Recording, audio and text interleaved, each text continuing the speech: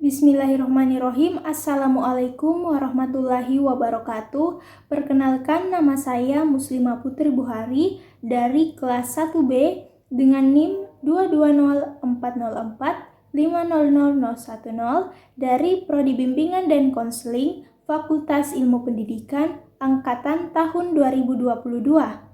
Video ini dibuat untuk memenuhi salah satu tugas ujian tengah semester pada mata kuliah Pendidikan Agama Islam dengan dosen pengampu Ibu Sukmawati SAG MPDI. Pada video ini saya akan menjelaskan terkait materi dari bab 1 hingga bab 5. Cakupan materi mulai dari bab 1 hingga bab 5 pada bab pertama menjelaskan mengapa dan bagaimana pendidikan agama Islam diajarkan di perguruan tinggi. Pada bab kedua menjelaskan bagaimana manusia bertuhan. Bab ketiga menjelaskan bagaimana agama dapat menjamin kebahagiaan. Pada bab keempat menjelaskan mengintegrasikan iman, Islam, dan juga ihsan dalam membentuk insan kamil. Dan pada bab kelima menjelaskan terkait bagaimana agama membangun paradigma Qur'ani. Sebelum memasuki inti materi, kita juga perlu mengetahui bagaimana definisi mengenai pendidikan agama Islam. Secara etimologi, pendidikan biasa disebut oleh bahasa Inggris dengan kata education, yang dimaksud pembelajaran pengetahuan, keterampilan, dan juga kebiasaan sekelompok orang yang diturunkan dari satu generasi ke generasi berikutnya melalui dengan pengajaran, pelatihan, ataupun dengan penelitian. Sedangkan secara terminologi, pendidikan merupakan usaha sadar dan juga terencana untuk mewujudkan suasana belajar dan juga proses pembelajaran untuk peserta didik agar secara aktif mengembangkan potensi dirinya untuk memiliki kekuatan spiritual keagamaan, pengendalian diri, kepribadian, kecerdasan akhlak mulia, serta keterampilan yang diperlukan dirinya dan juga bagi masyarakat. Selanjutnya, definisi mengenai agama Islam.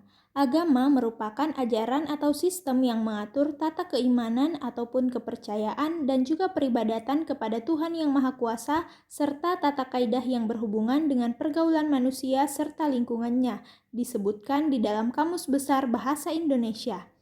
Islam juga merupakan ketundukan seorang hamba kepada wahyu ilahi yang diturunkan kepada para nabi dan juga rasul, khususnya Nabi Muhammad SAW, guna dijadikan pedoman hidup dan juga sebagai hukum ataupun aturan Allah Subhanahu wa Ta'ala yang dapat membimbing umat manusia ke jalan yang lurus menuju kebahagiaan dunia dan akhirat. Untuk selanjutnya kita akan membahas materi mengenai bab 1 terkait mengapa dan juga bagaimana pendidikan agama Islam diajarkan di perguruan tinggi. Baik, untuk cakupan materi yang pertama pada bab 1 terkait konsep dan cara pembelajaran pendidikan agama Islam di perguruan tinggi. Jika kita menelusuri sejarah perguruan tinggi di Indonesia, kita dapat meringkas adanya dua pandangan kontradiktif dari para tokoh pendidikan tentang pendidikan agama Islam di perguruan tinggi. Pendapat pertama menyatakan pendidikan agama Islam perlu diajarkan di perguruan tinggi. Alasannya, negara dalam hal ini perguruan tinggi wajib menjaga keberagaman para warganya, termasuk menjaga keberagaman para mahasiswa yang sedang belajar di perguruan tinggi. Pendapat kedua menyatakan, pendidikan agama Islam tidak perlu diajarkan di perguruan tinggi. Alasannya, agama merupakan urusan pribadi, keluarga, dan institusi keagamaan seperti masjid, pesantren, dan organisasi keagamaan. Negara tidak perlu ikut campur dalam urusan agama. Selanjutnya, Islam sering dimaknai dengan damai. Sama atau berbedakah makna damai dalam Islam dan juga makna damai dalam pandangan masyarakat Islam Indonesia? Terakhir, pandangan tentang substansi materi dan juga pendekatan pembelajaran pendidikan agama Islam di perguruan tinggi, kita dapat meringkas menjadi dua pendapat. Pendapat pertama menyatakan pendidikan agama Islam yang ada di perguruan tinggi dalam pembelajarannya perlu kaya dengan substansi. Mahasiswa harus dibekali dengan sebanyak-banyaknya materi pendidikan agama Islam. Dosen pendidikan agama Islam harus menyuguhkan materi pembelajaran agama secara luas dan juga mendalam. Pendapat kedua menyatakan pembelajaran pendidikan agama Islam di perguruan tinggi perlu kaya dengan proses. Mahasiswa tidak perlu dibekali materi keagamaan yang banyak. Dosen pendidikan agama Islam cukup menyuguhkan substansi materi yang paling dasar dan juga inti saja. Adapun pengembangannya diserahkan untuk digali oleh para mahasiswa. Oleh keterampilan pada mahasiswa tentang cara-cara ataupun pendekatan yang paling tepat untuk memahami dan juga mengimplementasikan ajaran agama. Cakupan materi yang kedua terkait alasan mengapa dan bagaimana pendidikan agama Islam diajarkan di perguruan tinggi. Pertanyaan-pertanyaan yang dapat diajukan adalah sebagai berikut. Yang pertama, apakah pendidikan agama Islam memiliki landasan psikologis yang kuat untuk diajarkan kepada mahasiswa? Yang kedua, apakah masyarakat Indonesia secara sosial budaya memandang perlu diajarkannya pendidikan agama Islam di perguruan tinggi? Yang ketiga, secara historis, apakah pendidikan agama memiliki akar-akar historis? Dan yang keempat, secara yuridis, apakah pendidikan agama Islam yang ada di perguruan tinggi memiliki landasan yuridis yang kuat? Pertanyaan berikutnya tentang substansi materi dan juga pendekatan pembelajaran pendidikan agama Islam di perguruan tinggi. Manakah yang lebih penting, menekankan substansi ataupun materi agama, ataukah menekankan proses pembelajaran? Apakah mahasiswa perlu dibekali materi agama sebanyak-banyaknya, ataukah dibekali dengan sedikit materi agama yang inti-inti dan juga substansial, tetapi dibekali dengan cara yang mudah untuk mempelajarinya? Cara yang paling mudah bagi dosen PAI adalah mahasiswa dibekali materi agama sebanyak-banyaknya. Namun ketika selesai kuliah PAI, mahasiswa tidak dapat autodidak untuk mendalami ajaran agama, kecuali hanya bagi beberapa mahasiswa yang memang memiliki dasar dan juga minat yang besar untuk mendalami agama. Subbab selanjutnya terkait sumber psikologis, sosial budaya, historis, dan yuridis tentang perlunya pembelajaran pendidikan agama Islam dan model pendekatan atau metode pembelajaran pendidikan agama Islam yang ada di perguruan tinggi. Yang pertama, menggali sumber psikologis, sosial budaya, historis, dan yuridis tentang perlunya pembelajaran pendidikan agama Islam yang ada di perguruan tinggi. Secara ringkas, terdapat dua pandangan yang berbeda mengenai pendidikan agama Islam di perguruan tinggi. Pendapat pertama menyatakan pendidikan agama Islam perlu diajarkan di perguruan tinggi. Alasannya, negara dalam hal ini perguruan tinggi wajib menjaga keberagaman para warganya, termasuk menjaga keberagaman para mahasiswa yang sedang belajar di perguruan tinggi. Sedangkan pendapat kedua menyatakan pendidikan tidak perlu diajarkan di perguruan tinggi. Alasannya, agama merupakan urusan pribadi, keluarga, dan juga institusi keagamaan seperti masjid, pesantren, dan organisasi keagamaan, dan negara tidak perlu ikut campur dalam urusan agama. Namun secara psikologis pula, pada dasarnya manusia suka bertobat, yakni meninggalkan perbuatan keji dan maksiat lalu memilih jalan taat. Ada juga penganut suatu agama yang berpindah ke agama lain, juga penganut suatu mazhab pindah ke mazhab lain yang seagama. Fenomena seperti ini dikenal dengan istilah konversi agama. Terjadinya konversi ini secara teoritis karena adanya faktor-faktor yang mempengaruhinya, terutama pendidikan agama. Konversi adalah tobat atau kembali kepada Tuhan. Selanjutnya, menggali sumber sosial budaya tentang perlunya pembelajaran pendidikan agama Islam yang ada di perguruan tinggi. Masyarakat Muslim umumnya menghendaki perguruan tinggi di Indonesia sejalan dengan budaya bangsa yang juga religius. Serendah-rendahnya tingkat keberagaman masyarakat Indonesia, mereka tetap mementingkan agama dan juga pengamalan ajaran agama.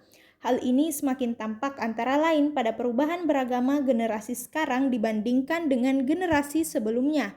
Sejak tahun 1990-an, terjadi perubahan drastis dalam keberagaman. Banyak pelajar dan mahasiswa yang berlatar belakang keluarga muslim biasa akhirnya menjadi muslim santri. Perubahan ini bermula dari revolusi pembelajaran agama melalui tutorial agama di kampus, pesantren kilat, berdirinya masjid-masjid, taman pendidikan Al-Quran atau biasa disebut dengan TPA, pembudayaan jilbab, berdirinya sekolah-sekolah Islam berkelas, serta membludaknya jamaah haji. Dampak dari perubahan beragama ini adalah tuntutan penyelenggara pendidikan agama Islam di perguruan tinggi yang lebih baik tentunya. Selanjutnya, menggali sumber historis tentang perlunya pembelajaran pendidikan agama Islam di perguruan tinggi.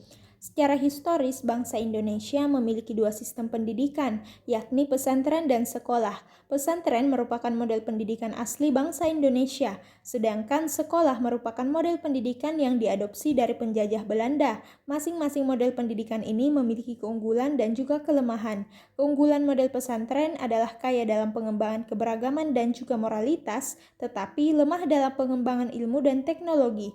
Sebaliknya, model sekolah unggul dalam pengembangan ilmu dan juga teknologi, tetapi lemah dalam pengembangan keberagaman dan juga moralitas. Tentu yang ideal adalah menggabungkan keunggulan dari kedua model pendidikan tersebut, sekaligus mengurangi kelemahan dari masing-masing model tersebut. Selanjutnya yaitu terkait menggali sumber yuridis tentang perlunya pembelajaran pendidikan Islam yang ada di perguruan tinggi. Sumber yuridis penyelenggaraan pendidikan agama Islam di perguruan tinggi diantaranya sebagai berikut. Yang pertama, Pancasila. Yang kedua, Undang-Undang Dasar 1945 hasil amandemen.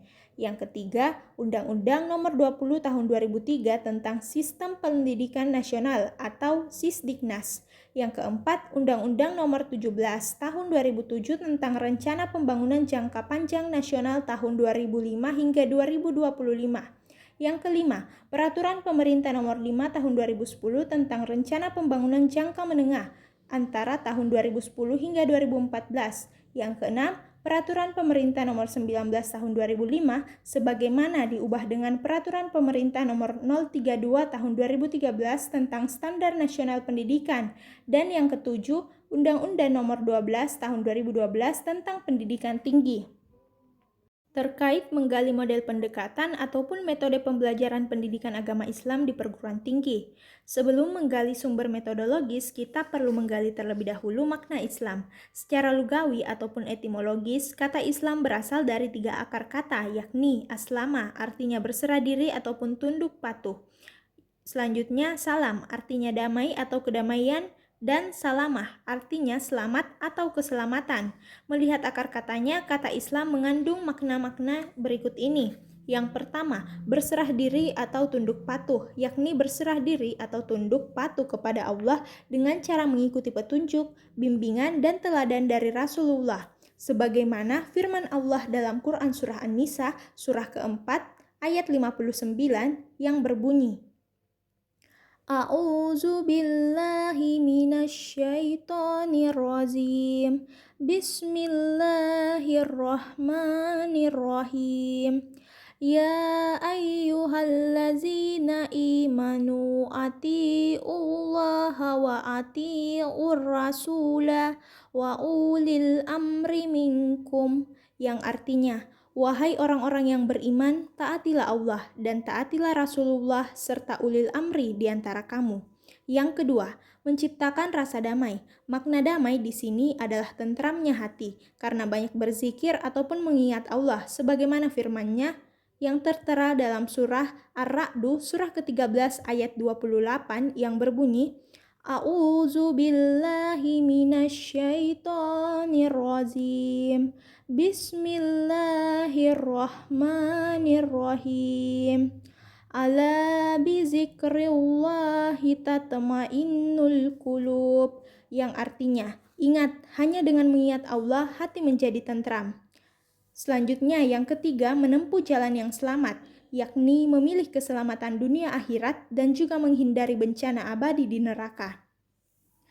Adapun tugas utama dosen pendidikan agama Islam adalah memberikan keterampilan kepada mahasiswa tentang cara-cara ataupun pendekatan yang paling tepat untuk memahami dan juga mengimplementasikan ajaran agama melalui pendekatan substansi ajaran. Pendekatan substansi secara garis besarnya terdiri dari 3 pendekatan, yakni yang pertama, pendekatan kajian Al-Quran dan sejarah Islam. Yang kedua, pendekatan disiplin ilmu dan juga kajian isi ataupun ajaran. Dan yang ketiga, melalui dengan pendekatan tentang tujuan diadakannya syariat Islam. Selanjutnya, pendekatan proses pembelajaran agama. Adapun pendekatan proses pembelajaran agama secara garis besarnya terdiri dari 3 pendekatan, yakni yang pertama, studi implementasi kaidah 5 atau Qawaid al-Hams. Yang kedua, melalui metode tipologi agama. Selanjutnya, yaitu studi tematik Al-Quran dengan menggunakan Al-Quran digital. Pada bab kedua, kita akan membahas materi terkait bagaimana manusia bertuhan. Adapun cakupan materi yang pertama terkait konsep spiritualitas sebagai landasan kebertuhanan. Spiritualitas merupakan dasar bagi tumbuhnya harga diri, nilai-nilai, moral, dan rasa memiliki. Spiritualitas memberi arah dan arti pada kehidupan. Spiritualitas adalah kepercayaan akan adanya kekuatan non-fisik yang lebih besar daripada kekuatan diri kita. Suatu kesadaran yang menghubungkan kita langsung kepada Tuhan, ataupun sesuatu unsur yang kita namakan sebagai sumber keberadaan kita. Sedangkan menurut Zohar, spiritualitas adalah kemampuan internal bawaan otak dan jiwa manusia yang sumber terdalamnya adalah inti alam semesta sendiri. Menurut Ahmad Swaidi, spiritualitas adalah dorongan bagi seluruh tindakan manusia. Maka spiritualitas baru dapat dikatakan dorongan bagi respon terhadap problem-problem masyarakat konkret dan juga kontemporer. Adapun submateri yang kedua terkait alasan manusia memerlukan spiritualitas. Pengalaman bertuhan atau spiritual adalah pengalaman yang unik dan juga autentik. Setiap orang memiliki pengalaman yang khas dalam hal merasakan kehadiran Tuhan. Pengalaman bertuhan dapat menjadi bagian yang sangat erat dan juga mempengaruhi kepribadian seseorang. Penguatan spiritual agar manusia kembali memiliki etika moral dan sentuhan manusiawi dalam kehidupannya, maka penguatan spiritualitas perlu dilakukan. Penguatan spiritualitas ini secara filosofis dikatakan sebagai penguatan visi ilahi, potensi bertuhan, ataupun kebertuhanan. Sebagai penguatan visi ilahi, potensi bertuhan atau kebertuhanan, untuk mencapai visi ilahi yang kokoh, diperlukannya proses pengaktualisasian akhlak Tuhan yang ada dalam diri setiap manusia. Kesadaran spiritual ataupun kesadaran rohani atau kesadaran ketuhanan adalah pemahaman yang dilandasi dengan pemaknaan mendalam tentang ketentuan Tuhan dalam alam semesta, wahyu sebagai inspirasi universal, dan malaikat sebagai energi kebenaran dan juga kebaikan. Orang yang memiliki kesadaran spiritual akan memiliki beberapa karakter diantaranya, mampu menemukan kekuatan yang maha besar, merasakan kelezatan ibadah, menemukan nilai keabadian, menemukan makna dan keindahan hidup, membangun harmonisasi dan keselarasan dengan semesta, menghadirkan intuisi dan menemukan hakikat metafisik, menemukan pemahaman yang menyeluruh dan mampu mengakses hal-hal gaib yang suprarasional. Bagi mereka yang memiliki kecerdasan spiritual, dunia diletakkannya sebagai titik tolak dan pijakan untuk menuju akhirat. Dalam bahasa agama, orang-orang yang memiliki kesadaran spiritual adalah orang-orang yang selalu berada dalam kondisi terhubung dengan Tuhan. Spiritualitas membuat kita mampu memberdayakan seluruh potensi yang diberikan Tuhan untuk melihat segala hal secara holistik sehingga kita mampu untuk menemukan hakikat ataupun kesejatian dari setiap fenomena yang kita alami. Dalam bahasa yang sedikit berbeda, Syahirin Harahap dalam Membalikan Jarum Hati mendeskripsikan mereka yang memiliki kesadaran ataupun kecerdasan spiritual sebagai orang-orang yang mampu mengarungi kehidupan dengan panduan hati nurani. Rohani yang kuat karena bimbingan maksimal hati nurani tersebut akan membuat orang lebih dinamis, kreatif, memiliki etos kerja tinggi, dan lebih peduli serta lebih santun. Materi yang ketiga yaitu sumber psikologis, sosiologis, filosofis, dan teologis tentang konsep ketuhanan. Pembahasan tentang spiritualitas tidak dapat dilepaskan dari pembahasan tentang Tuhan. Hal itu mengingat spirit yang ada dalam bahasa Al-Quran sering disebut dengan roh, merupakan anugerah Tuhan yang dilekatkan dalam diri manusia. Adanya roh atau spirit membuat manusia mengenal Tuhan dan dapat merasakan nikmatnya patuh pada sesuatu yang dianggap dengan suci ataupun luhur. Yang pertama, bagaimana Tuhan dirasakan kehadirannya dalam perspektif psikologis.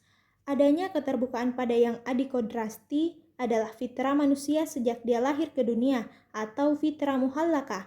Manusia secara natur dapat merasakan yang gaib karena di dalam dirinya ada unsur spirit. Spirit sering digambarkan dengan jiwa halus yang ditiupkan oleh Tuhan ke dalam diri manusia.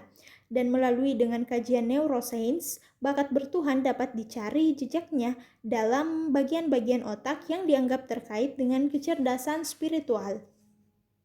Sehingga berdasarkan uraian di atas ditemui dua perspektif yang berbeda tentang potensi bertuhan dalam diri manusia. perspektif spiritual, dan juga perspektif neuroscience. Yang kedua, bagaimana Tuhan disembah oleh masyarakat dalam perspektif sosiologis. Konsep tentang kebertuhanan sebagai bentuk ekspresi kolektif suatu komunitas beragama merupakan wilayah pembahasan sosiologi agama. Sosiologi sendiri merupakan cabang ilmu sosiologi yang mempelajari secara khusus tentang masyarakat beragama. Berbeda dengan perspektif teologis, sosiologi memandang agama tidak berdasarkan teks keagamaan ataupun baca kitab suci dan sejenisnya, tetapi berdasarkan pengalaman konkret pada masa kini dan juga pada masa lampau. Dalam sosiologi, agama disebut sebagai sebuah sistem budaya karena merupakan hasil dari sistem gagasan manusia terlebih dahulu. Tuhan dalam perspektif sosiologi sendiri digambarkan sebagai sumber kebenaran dan juga kebajikan universal yang diyakini dan juga dipahami oleh seluruh umat manusia.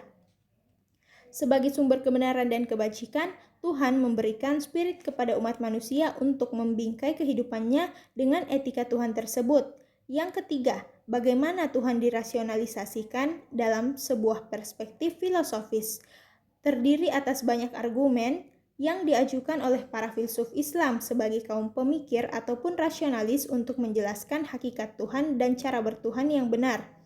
Menurut Mulyadi Kartanegara, paling tidak terdapat 3 argumen filsafat untuk menjelaskan hal tersebut. Yang pertama, dalil al-hududs. Yang kedua, dalil al-imkan. Yang ketiga, dalil al-inayah. Argumen pertama diperkenalkan oleh Al-Kindi, argumen yang kedua diperkenalkan oleh Ibnu Sina, dan argumen ketiga diperkenalkan oleh Ibnu Rushd. Argumen kedua terkait dengan Tuhan adalah argumen kemungkinan ataupun dalil al-imkan. Ibnu Sina sebagai tokoh argumen ini menjelaskan bahwa wujud eksistensi itu ada, bahwa setiap wujud yang ada dapat bersifat niscaya ataupun potensial atau mungkin. Wujud niscaya adalah wujud yang esensi dan eksistensinya sama. Ia memberikan wujud kepada yang lain yang bersifat potensial ataupun mungkin. Argumen ketiga tentang Tuhan dalam argumen teologis ataupun disebut dengan dalil al-inayah. Argumen ini didasari oleh pengamatan atas keteraturan dan keterpaduan alam semesta. Berdasarkan pengamatan tersebut, ditarik kesimpulan bahwa alam ini pasti karya seorang perancang hebat. Berdasarkan pengamatan tentang alam, Ibnu Rushd mencoba membuktikan Tuhan dengan 2 penjelasan. Pertama, bahwa fasilitas yang dibuat untuk kenyamanan dan kebahagiaan manusia dibuat untuk kepentingan manusia dan menjadi bukti akan adanya rahmat Tuhan. Kedua, keserasian alam seharusnya ditimbulkan oleh sebuah agen yang sengaja melakukannya dengan tujuan tertentu dan bukan karena kebetulan. Sehingga dari ketiga perspektif di atas, dapat kita simpulkan bahwa inti dari pendapat para filsuf muslim klasik bahwa Tuhan adalah pencipta dari segala sesuatu yang ada di alam nyata ini. Tuhan menjadi sebab pertama dari segala akibat yang dapat kita lihat saat ini. Yang keempat, konsep mengenai Tuhan dalam perspektif teologis. Dalam perspektif teologis, masalah ketuhanan, kebenaran, dan juga keberagaman harus dicarikan penjelasannya dari sesuatu yang dianggap sakral dan dikultuskan karena dimulai dari atas, dari Tuhan sendiri melalui wahyunya. Artinya, kesadaran tentang Tuhan, baik buruk, cara beragama hanya dapat diterima kalau berasal dari Tuhan itu sendiri. Sebagaimana salah satu contoh lain terjadi pada agama Islam, Tuhan menurunkan wahyu kepada Nabi Muhammad. Melalui wahyu yang diterimanya, Nabi Muhammad mengajarkan dan juga menekankan monoteisme di tengah politeisme yang terjadi di Arab. Umat dituntun hanya kepada Dia, yaitu Tuhan yang Maha Esa. Melalui wahyu yang diterimanya, Nabi Muhammad memiliki keyakinan untuk menobatkan orang-orang Arab yang menyembah banyak Tuhan ataupun dewa. Melalui wahyu yang diturunkan Tuhan itu, Muhammad mampu membentuk suatu umat yang beragama, beribadah, dan juga beriman kepada Tuhan yang Maha Esa, sehingga dapat disimpulkan bahwa pengetahuan tentang Tuhan, baik buruk dan cara beragama dalam perspektif teologis tidak terjadi atas adanya prakarsa manusia, tetapi terjadi atas dasar wahyu dari atas. Tanpa inisiatif Tuhan melalui wahyunya, manusia tidak mampu memiliki makhluk yang bertuhan dan juga beribadah kepadanya. Selanjutnya, submateri yang keempat tentang membangun argumen tentang cara manusia meyakini dan juga mengimani Tuhan. Berbicara tentang keimanan, maka ia memiliki dua aspek, yaitu keyakinan dan indikator praktis. Apabila mengacu pada penjelasan di atas, keyakinan dapat dimaknai sebagai pembenaran terhadap suatu konsep. Dalam hal ini mengenai konsep Tuhan, sehingga ia menjadi aturan dalam hati yang menunjukkan hukum sebab akibat, identitas diri, dan memengaruhi penilaian terhadap segala sesuatu, serta dijalankan dengan penuh komitmen. Sehingga dari uraian di atas dapat kita simpulkan bahwa pembentukan iman identik dengan pembentukan karakter. Orang yang beriman adalah orang yang berkarakter. Beriman kepada Allah berarti memiliki karakter bertuhan, sehingga dalam bahasa agama karakter identik dengan akhlak. Menurut Imam Al-Ghazali, akhlak adalah bentuk jiwa yang darinya muncul sikap dan perilaku secara spontanitas dan juga disertai dengan perasaan nikmat dan enjoy ketika melakukannya. Submateri yang terakhir terkait esensi dan urgensi visi ilahi untuk membangun dunia yang damai. Dalam perspektif tasawuf, kejatuhan manusia membuat ia semakin jauh dari Tuhan, diibaratkan dalam kisah Adam sebagai ketergelinciran manusia dari surga yang luhur dan suci ke dunia yang rendah dan penuh dengan problematika. Ketika manusia makin jauh dari Tuhan, maka ia semakin jauh dari kebenaran dan juga kebaikan Tuhan, sehingga tampak pada uraian di atas bahwa manusia adalah makhluk yang menyimpan kontradiksi di dalam dirinya. Di satu sisi, manusia adalah makhluk spiritual yang cenderung kepada kebajikan dan kebenaran. Namun di sisi lain, kebenaran unsur materi dan ragawi dalam dirinya memaksakan untuk tunduk pada tuntutan kesenangan jasmania. Sehingga agar manusia dapat tetap konsisten dalam kebaikan dan juga kebenaran Tuhan, maka manusia dituntut untuk membangun relasi yang baik dengan Tuhan. Manusia tidak akan mampu membangun relasi yang harmonis dengan Tuhan apabila hidupnya lebih dinominasi oleh kepentingan ragawi dan juga bendawi. Oleh karena itu, sisi spiritualitas harus memainkan peran utama dalam kehidupan manusia sehingga ia mampu merasakan kehadiran Tuhan, maka ia akan melihat segala sesuatu dengan melalui visi Tuhan. Salah satu surah yang berkaitan dengan bab 2 ini yakni surah Al-A'raf surah ke-7 ayat 172 yang berbunyi A'udzu billahi minasyaitonir rajim. Bismillahirrahmanirrahim. Wa iza akhaza rabbuka min bani adama min zuhurihim zurriyatahum wa ashhadahum ala anfusihim alastu birabbikum qalu bala syahidna an taqulu yaumal qiyamati inna kunna an haza ghafilin, yang artinya, dan ingatlah ketika Tuhan mau mengeluarkan dari sulbi tulang belakang anak cucu Adam keturunan mereka, dan Allah mengambil kesaksian terhadap roh mereka seraya berfirman, bukankah aku ini Tuhanmu? Mereka menjawab, betul, engkau Tuhan kami. Kami bersaksi, kami lakukan yang sedemikian itu, agar di hari kiamat kamu tidak mengatakan, sesungguhnya ketika itu kami lengah terhadap ini. Untuk materi pada bab ketiga, yakni bagaimana agama menjamin kebahagiaan.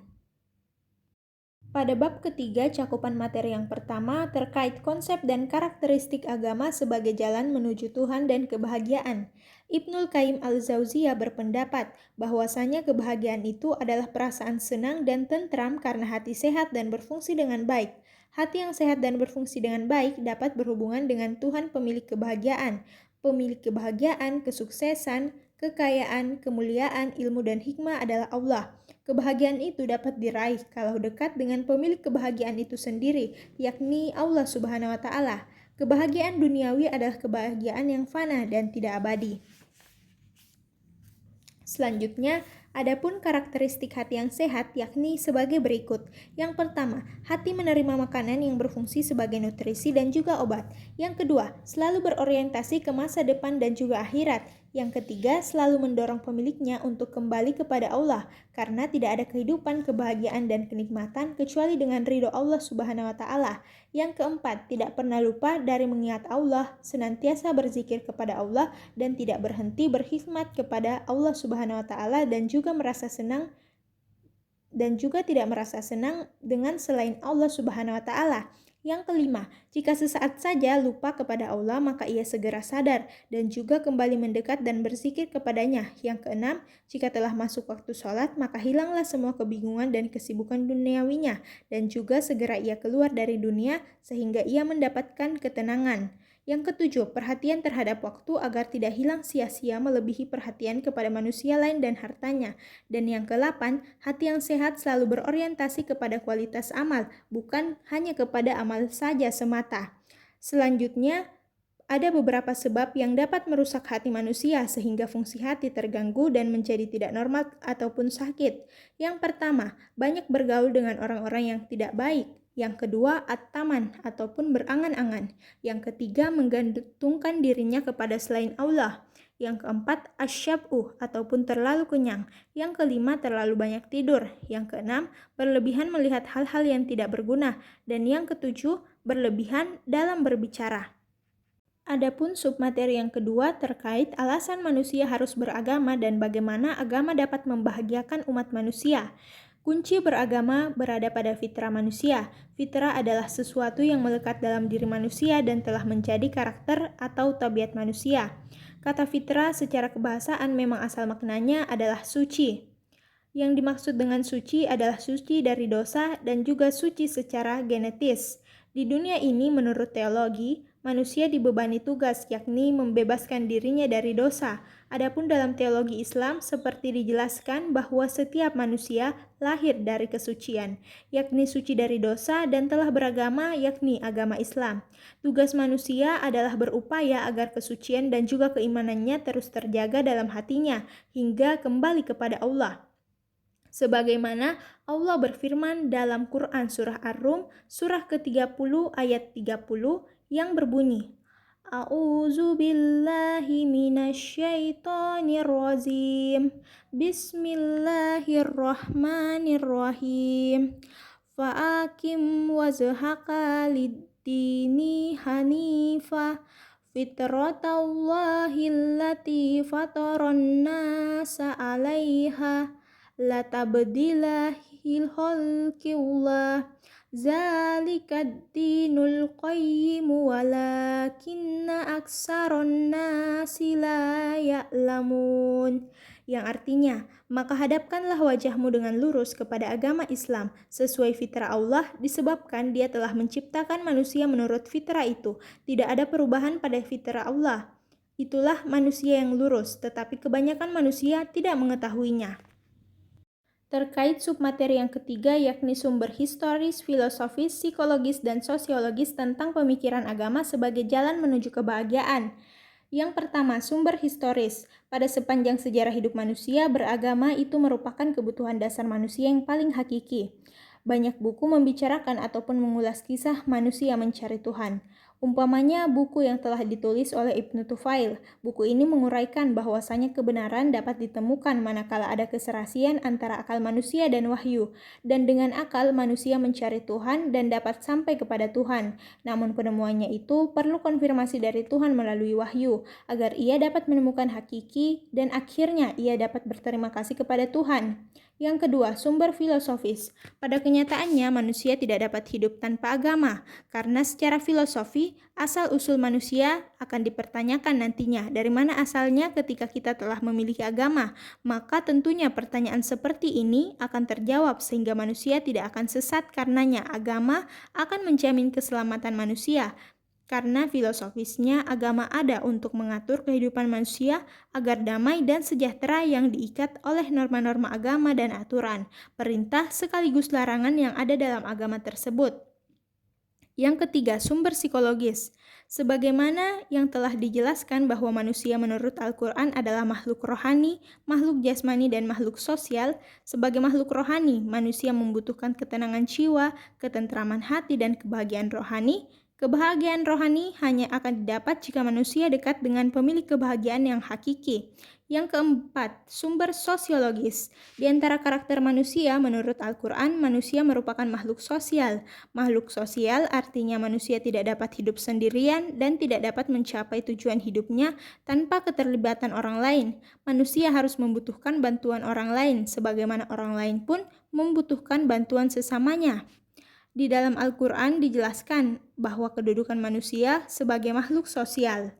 Submateri yang keempat yaitu argumen tentang Tauhidullah sebagai satu-satunya model beragama yang benar. Tauhidullah membebaskan manusia dari tahayul, hurafat, mitos, dan bid'ah. Tauhidullah menempatkan manusia pada tempat yang bermartabat, tidak menghambakan dirinya kepada makhluk yang lebih rendah derajatnya daripada manusia. Manusia merupakan makhluk yang paling mulia dan paling sempurna dibandingkan dengan makhluk-makhluk Allah yang lainnya. Itulah sebabnya Allah memberikan amanah dan khilafah pada manusia itu. Setiap orang perlu bersikap hati-hati bahwasanya Tauhidullah yang merupakan satu-satunya jalan menuju kebahagiaan. Menurut Said Hawa dapat rusak dengan cara hal-hal sebagai berikut.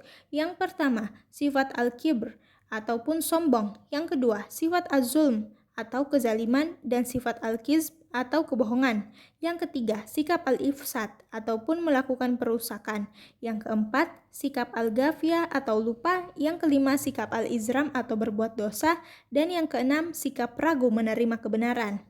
Selanjutnya, submateri yang terakhir terkait esensi dan urgensi komitmen terhadap nilai-nilai tauhid untuk mencapai kebahagiaan. Nilai-nilai hidup yang dibangun di atas jiwa tauhid merupakan nilai positif, nilai kebenaran, dan nilai-nilai ilahi yang abadi yang mengandung kebenaran mutlak dan universal. Nilai mutlak dan universal tersebut terdapat di dalamnya dan dapat menjadikan misi agama ini sebagai agama rahmatan lil alamin, agama yang membawa kedamaian, keselamatan, kesejahteraan, dan kebahagiaan umat manusia lahir dan batin. Adapun nilai-nilai universal yang perlu ditanamkan agar menjadi roh kehidupan itu sendiri, yakni yang pertama al-amanah, artinya terpercaya. Yang kedua al-adalah, yang artinya keadilan. Yang ketiga al-hurriyah atau kebebasan manusia dalam berkehendak dan juga mewujudkan kehendak dengan perbuatan, yakni hak asasi manusia.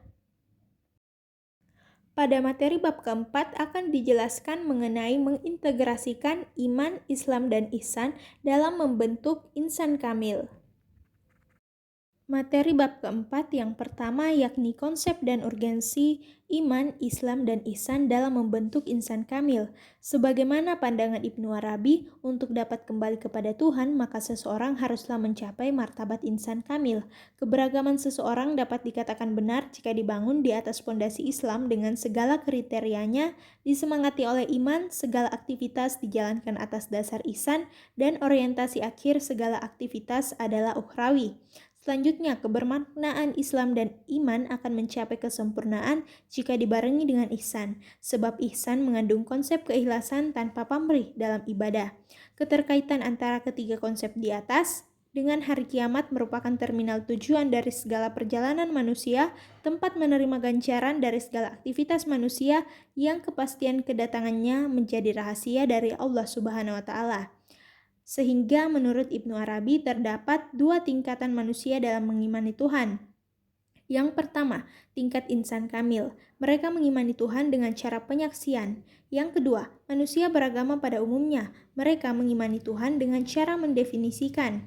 Sehingga selanjutnya Abdul Karim Al-Jili membagi insan kamil atas ketiga tingkatan. Yang pertama, tingkat pemula disebut dengan al-bidayah. Pada tingkat ini, insan kamil mulai dapat merealisasikan asma dan sifat-sifat ilahi pada dirinya. Yang kedua, tingkat menengah atau at-tawasud. Pada tingkat ini, insan kamil sebagai orbit kehalusan sifat kemanusiaan yang terkait dengan realitas kasih Tuhan atau al-haqaiq ar-rahmaniyah. Pengetahuan yang dimiliki oleh insan kamil pada tingkat ini telah meningkat dari pengetahuan yang biasa. Yang ketiga, tingkat terakhir atau al-hitam. Pada tingkat ini, insan kamil telah dapat merealisasikan citra Tuhan secara utuh. Ia pun telah dapat mengetahui rincian dari rahasia penciptaan takdir. Selanjutnya materi yang kedua yaitu alasan iman, Islam, dan ihsan menjadi persyaratan dalam membentuk insan kamil. Apakah Anda percaya akan adanya Allah? Mereka semua memberikan jawaban yang sama, kami percaya akan adanya Allah, kami percaya akan adanya malaikat-malaikatnya, dan juga seterusnya. Kemudian jika ditanya lebih lanjut, adakah manusia yang tidak percaya akan adanya Allah, dan adakah manusia yang tidak percaya adanya Tuhan, dan seterusnya. Hampir semua mahasiswa menjawab tidak ada seorang pun manusia yang tidak percaya akan adanya Tuhannya. Tidak ada seorang manusia pun yang tidak percaya akan adanya malaikat dan seterusnya. Semua manusia percaya adanya Tuhan dan seterusnya. Tetapi jika makna iman itu hanya sekedar percaya, berarti semua manusia di dunia ini beriman. Karena semua manusia percaya akan adanya Tuhan. Semua manusia percaya akan adanya malaikat dan seterusnya. Ada orang mengatakan, belum tentu setiap muslim pasti beriman, karena bisa jadi imannya sangat lemah sehingga hatinya tidak meyakini dengan keimanan yang sempurna walaupun dia melakukan amalan-amalan lahir dengan anggota badannya. Status orang seperti ini hanyalah muslim saja dan tidak tergolong mukmin dengan iman yang sempurna. Setiap mukmin pasti muslim, karena orang yang telah beriman secara benar pasti akan merealisasikan iman dengan melaksanakan amal-amal Islam secara benar pula, sebagaimana Allah Subhanahu wa Ta'ala berfirman pada Quran Surah Al-Hujurat surah ke-49 ayat 14 yang berbunyi, A'udzu billahi minasyaitonir rajim. Bismillahirrahmanirrahim. Qalatil a'rabu amanna Qul lam tu'minu walakin qulu aslamna walamma yadkhulil imanu fi qulubikum wa in tuti'ullaha wa rasulahu la yalitkum min a'malikum syai'a innallaha ghafurur rahim, yang artinya orang-orang Arab Badui berkata, kami telah beriman. Katakanlah kepada mereka, kamu belum beriman, tetapi katakanlah kami telah tunduk pada Islam, karena iman belum masuk ke dalam hatimu. Dan jika kamu taat kepada Allah dan Rasul-Nya, Dia tidak akan mengurangi sedikit pun pahala amalmu. Sungguh, Allah Maha Pengampun, lagi Maha Penyayang. Materi yang ketiga terkait sumber teologis, historis, dan filosofis tentang iman, Islam, dan ihsan sebagai pilar agama Islam dalam membentuk insan kamil. Menggali sumber teologis, historis, dan filosofis tentang iman, Islam, dan ihsan sebagai pilar agama Islam. Berdasarkan hadis yang telah diriwayatkan Umar bin Khattab radhiyallahu anhu, kaum muslimin menetapkan adanya 3 unsur penting dalam agama Islam, yakni iman, Islam, dan ihsan sebagai kesatuan yang utuh. Yang kedua, menggali sumber teologis, historis, dan filosofis konsep insan kamil. Istilah insan kamil ataupun manusia sempurna pertama kali diperkenalkan oleh Syekh Ibnu Arabi pada abad ke-14. Ia menyebutkan adanya 2 jenis manusia, yakni insan kamil dan juga monster setengah manusia. Sehingga kata Ibnu Arabi tersebut, jika tidak menjadi insan kamil, maka manusia menjadi monster setengah manusia. Insan kamil merupakan manusia yang telah menanggalkan kemonsterannya. Konsekuensinya di luar kedua jenis manusia ini dan manusia yang sedang berproses menanggalkan kemonsterannya dalam membentuk insan kamil. Konsep manusia dalam Al-Quran. Secara umum, pembicaraan tentang konsep manusia selalu berkisar dalam 2 dimensi, yakni dimensi jasmani dan rohani ataupun dimensi lahir dan batin. Unsur-unsur manusia sebagai pembentuk insan kamil. Al-Ghazali menyebutkan beberapa instrumen dalam mencari pengetahuan yang benar serta kapasitas untuk mencapainya. Pertama, melalui panca indera. Panca indera memiliki keterbatasan dan tidak dapat mencapai pengetahuan yang benar setelah dinilai oleh akal. Yang kedua, akal. Dengan metode ini, dengan cara yang sama, seharusnya orang pun memulai tingkat kebenaran akal. Orang seharusnya menggunakan cara yang sama dengan cara digunakan oleh akal ketika memulai kekeliruan panca indera. Ketiga, nur ilahi. Ketika Al-Ghazali sembuh dari sakitnya, ia telah menuturkan kesembuhannya dari sakit karena adanya nur ilahi yang menembus dirinya. Selanjutnya yaitu konsensus, artinya jika semua orang mempunyai kesamaan pandangan dalam merespon perilaku seseorang jika dalam situasi yang sama. Apabila konsensusnya tinggi, maka termasuk dengan atribusi eksternal. Sebaliknya, jika konsensusnya rendah, maka termasuk atribusi internal. Submateri yang keempat yaitu karakteristik insan kamil dan juga metode pencapaiannya. Karakteristik insan kamil. Insan kamil bukanlah manusia pada umumnya. Menurut Ibnu Arabi menyebutkan adanya 2 jenis manusia, yaitu insan kamil dan juga monster bertubuh manusia. Maksudnya jika tidak menjadi insan kamil, maka manusia akan menjadi monster bertubuh manusia. Untuk itu kita perlu mengenali tempat unsur untuk mencapai derajat insan kamil di antaranya. Yang pertama jasad. Keberadaannya di dunia dibatasi dengan umur. Wujud nafsu manusia tidak lain adalah wujud jasad ini yang sengaja diciptakan oleh Allah untuk diuji. Karena wujud jasad ini sebagai ujian, maka oleh Allah jasad diberi hati, yakni hati sanubari, yang watak jasadnya persis seperti iblis. Adapun kewajiban dari jasad ini yakni menjalankan syariat-syariat Allah, diantaranya menjalankan ibadah badan dan juga ibadah harta seperti sholat wajib, puasa Ramadan, membayar zakat, menunaikan ibadah haji ke Baitullah bagi yang mampu, dan juga peduli memajukan lingkungan. Yang kedua, hati nurani, letaknya tepat di tengah-tengah dada. Disebut juga dengan hati jantung. Hati nurani dijadikan oleh Allah dari cahaya. Wataknya seperti para malaikat yang rela sujud ataupun patuh dan tunduk kepada wakilnya, Tuhan di bumi. Sehingga hati nurani itu selalu tunduk dan juga patuh kepada Allah dan Rasul-Nya, seperti para malaikat yang telah dimampukan Tuhan untuk dapat menundukkan nafsu dan juga syahwatnya. Yang ketiga, roh. Letaknya di dalam hati nurani. Roh adalah daya dan juga kekuatan Tuhan yang dimasukkan ke dalam jasad manusia, lalu menandai dengan keluar masuknya nafas menjadi hidup seperti kita di dunia sekarang ini. Yang keempat, sir atau rasa. Letaknya di tengah-tengah roh yang paling halus ataupun paling dalam. Rasa inilah yang kembali nantinya ke akhirat. Rasa merupakan jati diri manusia. Bukti adanya rasa kita dapat merasakan seperti asin, pahit, getir, enak dan tidak enak, sakit dan sehat, senang dan susah, sakit hati, frustasi, dan lain-lain. Kewajiban sir ataupun rasa yakni mencapai ma'rifat billah. Di antaranya merasakan kehadiran Tuhan, bahwasanya ternyata Tuhan itu dekat sekali dengan kita, bahkan lebih dekat dibandingkan dengan urat nadi di leher, ataupun lebih dekat dibandingkan dengan jarak antara hitam dan putihnya mata kita. Untuk dapat mencapai derajat insan kamil, kita perlu menundukkan nafsu dan juga syahwat hingga mencapai tangga nafsu mutmainnah. Hal ini sebagaimana firman Allah pada Quran Surah Al-Fajr, surat ke-89 ayat 27 hingga ayat ke-30 yang berbunyi, A'udzu billahi minasyaitonir rajim. Bismillahirrahmanirrahim. Ya ayyuhan nafsul mutmainnah, irzi'i ila rabbiki radiyatan mardiyah, fadkhuli fi ibadi, wadkhuli jannati. Yang artinya, hai jiwa yang tenang, kembalilah kepada Tuhanmu dengan hati yang puas lagi diridhoinya. Maka masuklah ke dalam jamaah hamba-hambaku, masuklah ke dalam surgaku. Menurut Imam Al-Ghazali, terdapat 7 nafsu sebagai proses taraki atau menaik, yakni yang pertama nafsu amarah dengan ciri sombong, iri dengki, dendam, menuruti nafsu, serakah, jor-joran, dan lain sebagainya.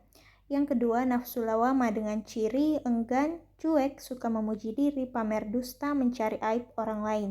Yang ketiga, nafsu mulhima dengan ciri suka sedekah, sederhana, menerima apa adanya, dan belas kasih. Yang keempat, nafsu mutmainnah dengan ciri suka beribadah, suka bersedekah, dan mencukuri nikmat dengan memperbanyak amal ibadah. Yang kelima yaitu nafsu radia dengan ciri pribadi yang mulia, zuhud, ikhlas, dan juga menepati janjinya. Yang keenam nafsu mardia dengan ciri bagusnya budi pekerti, bersih dari segala dosa makhluk, dan juga senang mengajak kepada kebaikan. Yang ketujuh yaitu nafsu kamilah dengan ciri dianugerahi ilmul yakin dan juga ainul yakin dan hakul yakin. Setelah itu terdapat metode untuk mencapai insan kamil. Dalam perspektif tasawuf, jalan untuk membentuk insan kamil haruslah mengikuti jalan yang ditempuh oleh kaum sufi. Kaum yang lurus bukan sufi yang menyimpang. Syarat pertama haruslah beriman secara benar dan juga berniat memproses dirinya menuju martabat insan kamil dengan mengerjakan ibadah, sholat secara syariat dan juga hakikat. Ketika menjalankan syariat, terdapat keadaan hati, hanya mengingat Allah, sehingga cara konkretnya yang pertama memulai sholat jika Tuhan yang akan disembah itu telah ditempatkan ke dalam hatinya. Yang kedua, berniat sholat karena Allah, artinya ibadah sholat yang didirikannya itu dilakukan dengan ikhlas karena Allah Ta'ala, tanpa adanya pamrih dunia. Yang ketiga, selalu menjalankan sholat dan keadaan hati hanya dengan mengingat Allah. Yang keempat, sholat yang telah didirikannya itu dapat mencegahnya dari perbuatan keji dan juga mungkar. Pada bab kelima, kita akan membahas mengenai materi bagaimana membangun paradigma Qur'ani. Materi yang pertama pada bab 5 terkait menelusuri konsep dan juga karakteristik paradigma Qur'ani untuk menghadapi kehidupan modern. Dapat dikatakan bahwa paradigma merupakan cara pandang, cara berpikir tentang suatu realitas. Adapun secara terminologis, paradigma merupakan cara berpikir berdasarkan pandangan yang menyeluruh dan juga konseptual terhadap suatu realitas ataupun permasalahan dengan menggunakan teori-teori ilmiah yang telah baku, eksperimen, dan metode keilmuan yang dapat dipercaya. Dengan demikian, paradigma Quran merupakan cara pandang dan juga cara berpikir tentang suatu realitas ataupun suatu permasalahan berdasarkan dengan Al-Quran. Untuk submateri yang kedua akan membahas alasan paradigma Qur'ani sangat penting bagi kehidupan modern. Al-Quran bagi umat Islam merupakan sumber primer dalam segala sisi kehidupan. Al-Quran merupakan sumber ajaran teknologi, hukum, mistisme, pemikiran, pembaharuan, pendidikan, akhlak, dan juga aspek lainnya. Terdapat 7 tujuan Al-Quran diturunkan. Yang pertama, untuk meluruskan akidah manusia. Secara rinci menjaga akidah itu mencakup beberapa aspek. Yang pertama, menegakkan pokok tauhid. Yang kedua, mensahihkan akidah tentang kenabian dan juga kerasulan.